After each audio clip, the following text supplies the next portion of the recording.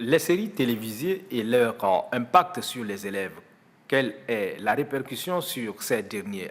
Influencent-elles leur comportement? Certains éléments de réponse dans ces reportages Sien Madj Bandoum. Aujourd'hui, plus que jamais, les séries télévisées sont sujet d'attroupement dans les établissements. Dès les premières heures de cours, on se raconte les histoires de la veille et chacune s'identifie à un personnage. Quand on vient le matin, on est là avec des amis, on parle comment ça s'est passé hier, pourquoi cet acteur a eu tel comportement. Parfois, ça nous aide aussi à développer notre vocabulaire en écoutant des mots nouveaux. Le spectateur a besoin d'espoir. Ne rêvons-nous pas parfois d'une histoire d'amour, d'une vie pendant laquelle rire, danser et chanter est la clé du bonheur? Parfois, elles sont romantiques. Il y a des choses qu'on aspire nous faire, mais nous, on ne peut pas faire, donc on va à la télé, genre la vie des couples.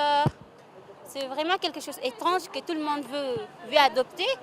Effectivement, les telenovelas relèvent de la fiction. Pourtant, malgré le scénario fleur bleue, le doublage raté, la musique surjouée, ces séries continuent de se faire des fans et s'imposent dans les ménages qui, le plus souvent, sont en proie à une identité virtuelle.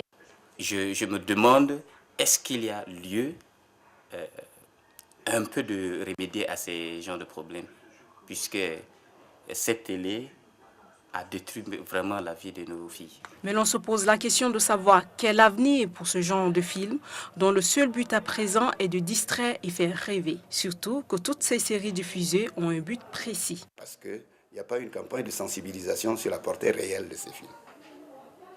Nous sommes dans un système capitaliste. C'est produire pour consommer. Et on consomme sans réflexion. Ceux qui produisent les films reproduisent ça. Ou bien inventent.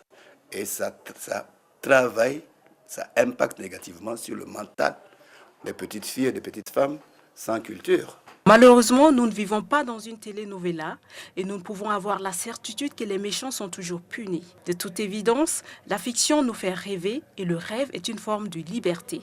En attendant de voir des séries africaines très percutantes, captivantes et émotionnelles, à chacun son petit écran. La problématique des séries télévisées boucle ce journal de 23h30. Bonne nuit pour les mariés et bon repos pour les célibataires. Je vous retrouve demain à partir de 14h.